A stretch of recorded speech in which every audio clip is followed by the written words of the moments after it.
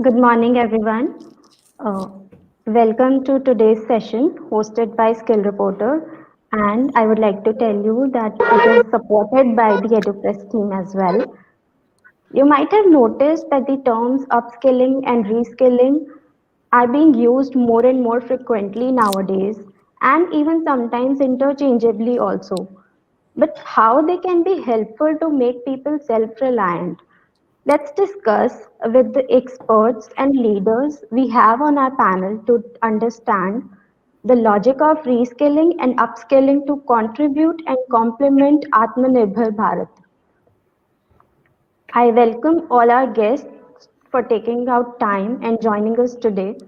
Thank you, Abhishek, for the introduction, and thank you, Khushbu and Skill Reporter, for giving me this opportunity to be here. And I think it is a very relevant topic. There's a lot of discussion happening already about job losses and how do you redeploy people and create new jobs, because India is such a big country and everybody is knowing about the demographic dividend. But having said that, I mean, a lot of discussion is happening on the digital world, which in my view, India is quite advanced. I mean, India is doing very well in digital side. We have been doing that. We are the, let's say, IT hub for the world. But that's the services industry. So you can sit at home, tap on a computer, create some software, make some changes, and go to the next bit of programming and create some new products and more services, etc. But there are two other sectors which really drive the economy of a country, and that is manufacturing and agriculture. And those are which require a lot of people, employment, or even self-employment for that matter, and a lot of skills.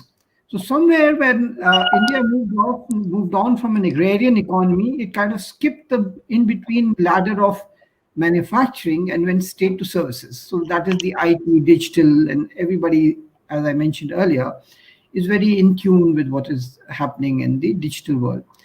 So when it comes to Industry 4.0, I would rather focus on the agriculture and the manufacturing bit. Not that I'm not against the IT revolution that's happened, and we should carry on with that. But what is more important is, as far as manufacturing is concerned, or let's say agriculture is concerned, while IT is a kind of a vertical, but IT also intersects every single sector horizontally. So agriculture, textiles, pharma, healthcare, education, BFSI, all these sectors, let's say if you were to look at a vertical, there is a bit of IT intersection in every single sector, correct? So agri plus technology, the agri-tech, and we are now talking about drones mapping the earth and giving information to the farmer when to reap and when to sow and when to how much water to be put, what is the NPK content, etc. All that bit is happening and can happen and more through drone technology and artificial intelligence being applied there. So the view that I'm trying to propagate here is when we talk of IT, we should look at IT as a horizontal also and see the intersections by which you can create some value for your stakeholders or for the public at large. Now, let's take an example of COVID itself. When COVID came in, of course, manufacturing literally shut down. You had to shut down factories. People had to be sitting at home. And at the same time, there was this big, huge black swan event really staring us in the face, literally, or rather, staring into our throats, in fact. So we were really taken by surprise, correct? So, and I'll give you a story, and I hope I have the time for this. So it's kind of a story which I would like to narrate, which actually brings forth my point and how India can develop in this particular sector, which is healthcare plus manufacturing. Now, how does that happen? So we needed ventilators. Yeah, everybody was, I mean, remember the March end when this things started, the COVID cases started lining up in hospitals and people were really gasping for breath. They did not have as much of machines to be able to breathe and get their lungs fortified to be able to fight the virus. Very simple thing. So we needed a ventilator. Now, the story that I'm going to mention today is how in 82 days in the COVID era, nobody was moving out. A product got conceived, and designed and implemented in 82 days. How did that happen? So, and the story is from my alma mater, which is IIT Kanpur. And there, the first call that was made from IIT Kanpur to a few alums, and in this particular case, it was Shrikant Shastri. He's my senior from there.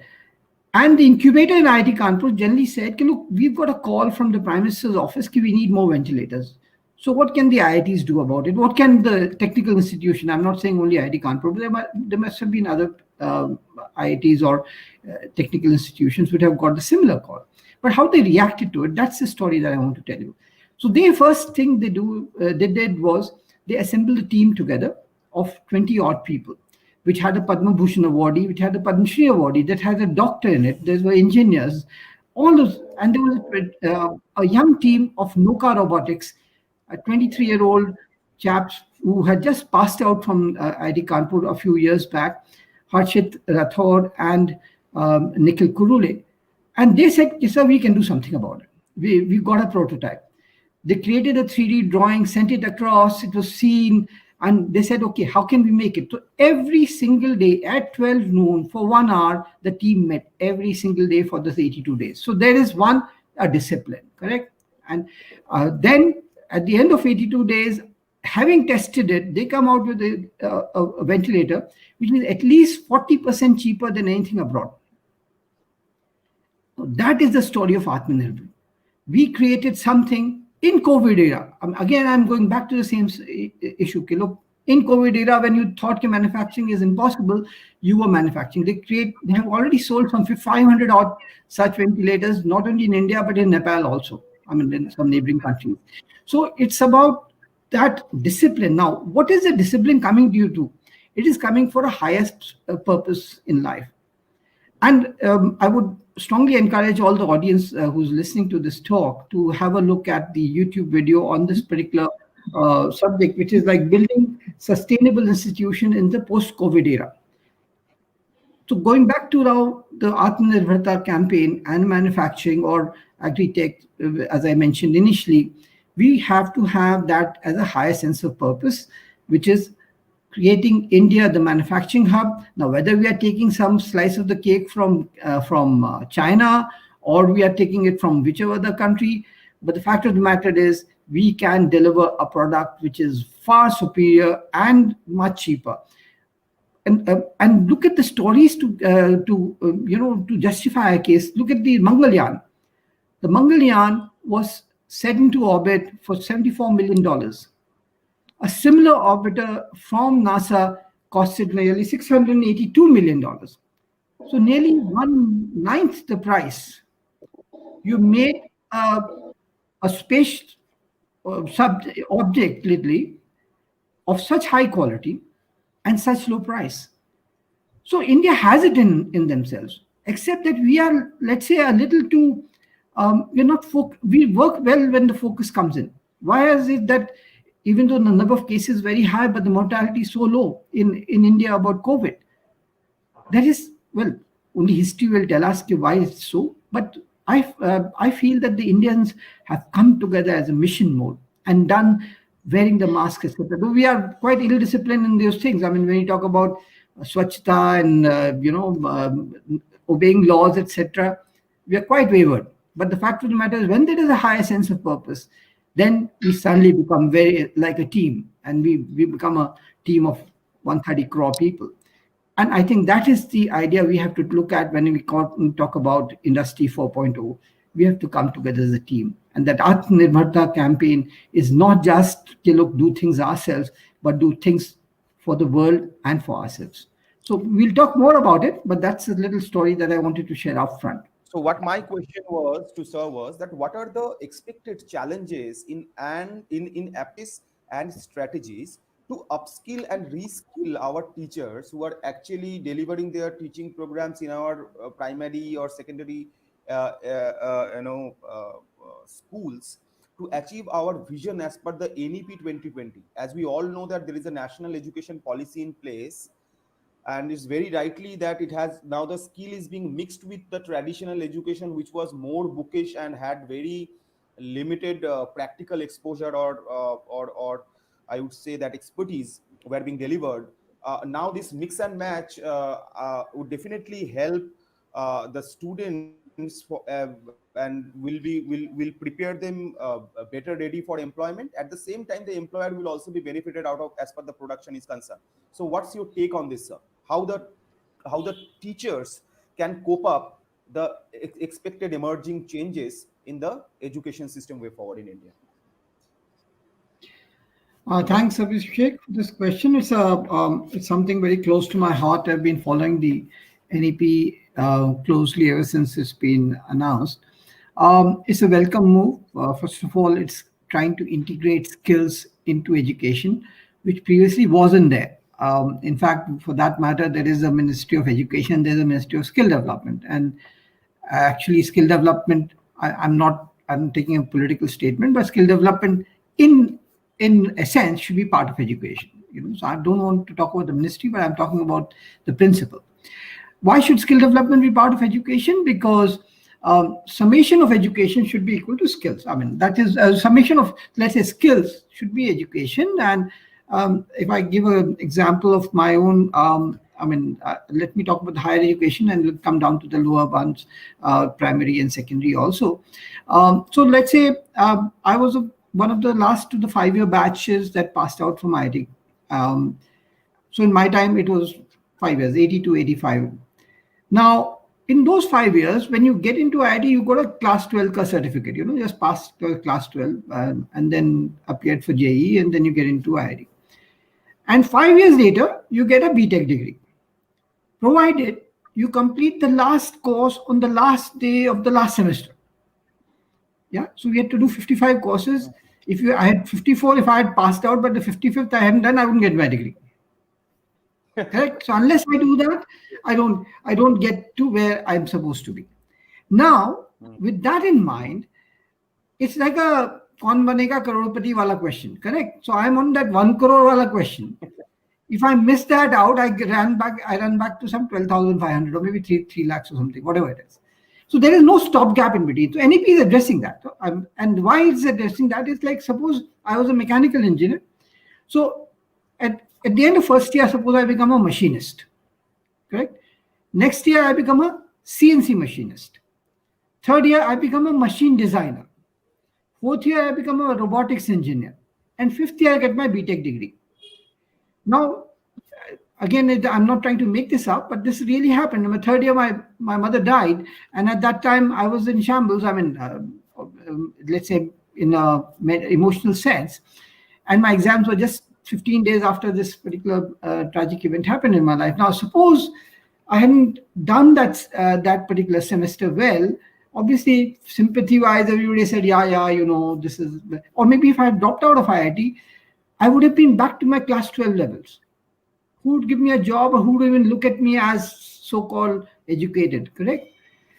But if I had come out with a degree saying that I am a machine designer from IIT Kanpur, having done 3 years, I can still get a job, maybe work for 2-3 years, go back, get my other degree, which is now robotics engineer, then go back, come back again. So that modular thinking is now what NEP has planted in the Indian system. Now, a lot goes in how we'll implement it. Now you take that whole modular thing back to, let's say, secondary level and the primary levels. So at each time, we are trying to make a person skill. Now, let's say, for example, the kind of skills that Deepti mentioned, presentation skills, writing skills. So it's not about giving marks about, how big an essay you wrote, but what you wrote. Nowadays, CBSE people are getting 100 out of 100 in English. I don't understand how that happens. I mean, that's because the marking system is so different. And I think that's the first thing the teachers have to learn. Get out of that marking system. Marks do not define your skills. Marks just define that you are very good at cracking the exam. And exams are being conducted in multiple choice because there's such a large mass of people that you don't have enough time to correct a paper judiciously and well, And that's where artificial intelligence might come in fall, look, papers are being evaluated first by a computer, then a human kind of takes over, okay, and says, okay, look, is this particular bit plagiarized from somewhere, or is the information or the content that being provided by the student, is it worth giving marks at the end of it? And marks not in the extent of 10 on 10, but whether it makes sense. So presentation skills, writing skills have to start right from the beginning, from even at the primary section for that matter. When a person writes, so it's not like I have wrote a cow ka essay and I start writing cow has 4 feet and this and that. But we keep making, we've got nice jokes and everybody understands what that cow ka essay is all about, because that used to be the very standard term. So that's where our teachers is to first need to kind of change their mindset. And I'm so pleased to even know that an Indian teacher has been given the best teacher award from UK. Not that I want UK to certify our teachers, not that, but the kind of let's say tools he deployed to train or teach his students was so engrossing, and that was what was giving learning. And I'm sure his students, and his name was Ranjit Singh Desale, he got nearly 7 crores an award, and the first thing that he did is give half of it away to his fellow competitors who were there for the final selection. Such a noble soul. And if you see his some of his videos, and I was watching one of them a few days back, he was talking about NEP also. Now that's the kind of teacher we want. So we want teachers not to be just teachers, but trainers. We want teachers to now look, everything is available on Google Mata. Google Mata can teach you everything, correct? Whatever you want, whichever discussion you want, they will get, everything is on Google Mata. What is the difference that you can make on top of it? Correct? That is the difference. So while Google, like a YouTube video or any other edtech video of Byju's or maybe Coursera or whatever, Unacademy, jitne bhi hain, whatever edtech technology is being employed at the moment, how can I make that sink into the person, my student? So if the person is able to understand what it means when, let's say, when Deepti talks about AI and AI as applied to healthcare, and that's being taught to, like, say, a class 8 student, he doesn't know what AI and healthcare is all about. He has only learned from Google Mata. Okay, there's a lot of action happening there. Or maybe he is getting inspired by Deepti's talk today. So he goes to his teacher, madam, please tell me, what is this all about? And that's where the teacher has to then train the person, not give him another 5 assignments saying, "Acha, tum ye AI ke upar ek story likho aur healthcare pe ek story likho." So our whole idea is now about learning and not about marks. So that is the biggest thing that we can change in through NEP. Second is the modular part. Every section, literally, when you come out of class 8, there has to be some skill inside you, which if in case you're, and why is this so? Because if you look at the gross enrollment rate of India, that means every 100 kids that can enroll in the primary section, only 20, 25 or reach the college level. And those who reach the college level also don't find the college which is good enough, or which should be, they should be eligible to. So imagine a 90%er cannot get admission into a Delhi college. He or she may be from Delhi with 90% marks. I mean, I will go and touch his or her feet. 90% is a huge percentage, but that person cannot get that education in a reputed institution in Delhi. So he or she may have to look for somewhere, some kind of open university or some other thing to kind of get a degree. So that brings to my next point. Degrees are important, but may not be necessary. Skills are necessary and important. And that's a very big statement that the parents should understand first, because they are financing the kids. They are all after, beta graduate ho jaa, teri shaadi ho jayegi, or to job mil jayega. No, but that only increases your problems even more. So, and you are at the end of it, with a degree, you might be delivering some pizzas as a delivery boy. But what is required is, do I have the skill? Can I learn a skill and earn then learn more, earn more. And I'm not saying I'm against graduation, but graduation can come to the side. Has anybody asked you why did you complete your graduation as at 40 years of age? You can do you studying on your side. And in this new era, especially when you're talking of disruption in education, etc., there is no such thing. Education finished, now job will start. Education and job have to go hand in hand for all your life. Even I'm so-called now nearing my retirement age. I don't think I'm in that retirement age, but yes, as per society designations, I'm kind of I'm in the fag end of my corporate career, so-called. But I have to reskill myself every time. I mean, the marketing degree that I had from a reputed institution like IIM Calcutta actually is of no value today, because I learned marketing in the physical space. And now marketing is being done in the digital space. So I have to learn all about YouTube marketing and the Facebook marketing and the WhatsApp marketing and Pinterest and Insta and all that at the bit. So a person who has the digital marketing skill, I don't say he's got an MBA in digital marketing or he's got a bachelor's in digital marketing. He has the skill in digital marketing. He can understand how to reach out to consumers in this particular space and create value for his employer or his own company. That person is a winner. Now that person can very frankly be a class 8 guy who's very good at understanding all these various social media channels and can do wonderful applications with that. He can also, I mean, people are making apps and those apps are becoming very good. I'm not saying everybody should make apps, but I'm just saying, I'm giving an example of how a skill without a degree can also make a very big change. And that's where the mindset has to change from teachers, from students and parents together. I'd like to, since you mentioned about MBA, I have a personal view on this. I mean, as Deepti mentioned earlier, and a lot of talk has been happening on data being the new oil. You have to be a foodie of data. So maybe Masters of Business Administration should be replaced by Master of Data Administration, because MDA should be the better thing than MBA, because on basis of data, the businesses run rather than data being run by businesses, the other way around. So there's a lot of change that is expected. And again, the focus has to be on a specialty, some kind of skills. And well, if the degree is there, great. I'm not saying don't do it, but the fact of the matter is get the skill first. One is, I think that, and especially coming from FICCI, I think you should take it up with the government big time. First of all, the government has to walk the talk. And when I say walk the talk, means government is the biggest employer as of now. But when you see any government ad, it says 10th pass or the 12th pass or some graduate degree. Even for a PN, they're saying 10th pass.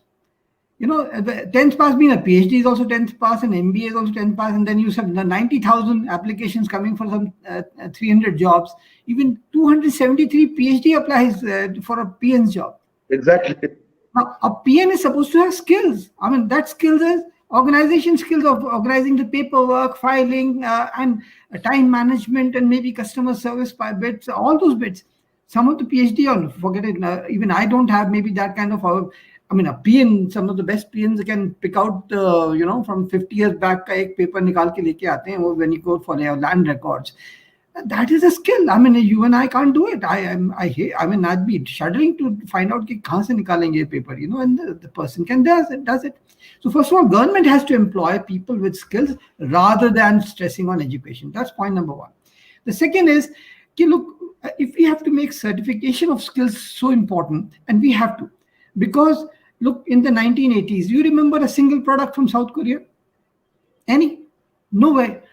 Today, there's one South Korean product either in your home or in your pocket or in your purse or somewhere with some relative. How did that country become so big? 95% of the people in South Korea are certified skilled. Certified is the emphasis. Certified skilled.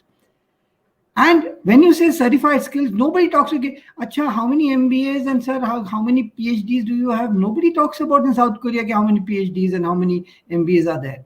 Only in India you say, no, we have got so many colleges producing so many MBAs and so many of whatever it is. So we have to see the effect. The impact is there for us. 1980 to 2020, South Korea is the most skilled nation in the world right now. And we are less than 5%. Even our plumber, for that matter, is not certified skilled. He's learned it from his father, uncle, brothers, neighbor, whoever it is. We need to certify it. As Vishwaroop said, if there are some new technologies coming in, he has to be certified to that level. Like say, I'll give you an example of an electrician. Now, electrician who may have, learned through whichever way, even through an ITI for that matter, in 1995, has been known how to lay the wires in a building, etc., and all that bit's fine. Then came the telecom revolution, and the data wires came in. For now, suppose, let's say, take you back to 2020 itself, and then you say, okay, look, a new data ADSL has come in, or some Jio or Airtel, a new Mbps kind of stuff has come. Can you just connect my Wi-Fi router? So he comes, and what he does is puts the wire into the same channel through which your AC wire and other things are going through. And then you say, yeah, you told me 100 Mbps, but whenever I put my AC on, my Wi-Fi doesn't seem to work fine. Because there's interference between the two wires. Nobody has told the electrician, look, with the telecom thing, you have to put an iron cladding in between or have a different way to route the wire. The two wires come together. For him, the wires are the same. Actually, the same wire is carrying data, same is carrying electricity. You put the two together and you got interference. Now, if the guy is not being reskilled or upskilled, whichever way you want to use it, and certified for that, you got a problem. So I just want to kind of leave that. Certification is very important. And at the same time, the government has to take the walk the talk, because government is the biggest employer until, for whatever reason, people still like government jobs better than private jobs. So I think FICCI can play a big part in this. Look, the Indians abroad, and forget the NRIs alone. I mean, I'm talking of even, let's say, British Indians and some of the high net worth British Indians. And I'm giving you a very practical scenario which I faced. In 2015, I was in London on behalf of NSDC to do a lecture at the Pravasi Bharatiya Divas being organized in London. And so I made my pitch on skill development, what we were doing in NSDC at that time. And after my talk, some of these very, very high net worth people, they literally came saying, if India mein agar ye ho raha hai, to why can't we participate in it? I said, yeah, why not? He says, why should we take labor? I mean, we've got projects running in Peru, in Latin America, in Africa, and we are always on short supply of getting skilled labor workforce. So we can take it from India and deploy it to the people in our projects that are running in other countries. And I said, why not? I mean, that's one of the big things which they can do. And so as far as getting people trained for that, now I happen to, let's say, represent in this particular session anyway, Pan-IIT alumni Reach for India. So they're doing great work in Jharkhand. They are training people, if the employer wants that the person be trained as per international standards of a particular country, we do that. So we take that and we get funded by these high net worth people or employers who want this kind of help abroad for their projects. And very frankly, India will be having nearly 47 million people surplus and world will be having a 55 million shortage. So India can 100% clearly meet that requirement. Now, these stats are a little old, but old in sense like before COVID. But the fact of the matter is the world is growing older. Japan is going to be 48 years. China is going to be 38 years. EU is going to be 45 years. And they will need people to be helping them out in big time. And India is going to be 29 years. So we need to just find relevant skilling. So to answer your question specifically, the people abroad can look and fund skill development organizations like PARFI, and there will be many more. I'm sure Vishwaroop can mention a lot more of those, to directly provide them the skills that they want for their projects abroad. That's one way to start off with.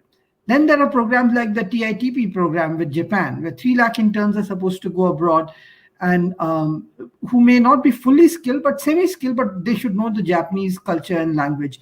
Again, going back to Deepti's point, they should know the communication, and they should know writing, and they should be able to grasp, let's say, a third language, which is also part of the NEP. So all the elements are there. Now it's putting a nice, it's like putting the jigsaw puzzle together and making a nice painting out of it. Thanks. Thank you, Khushbu. Thank Well, you, everyone.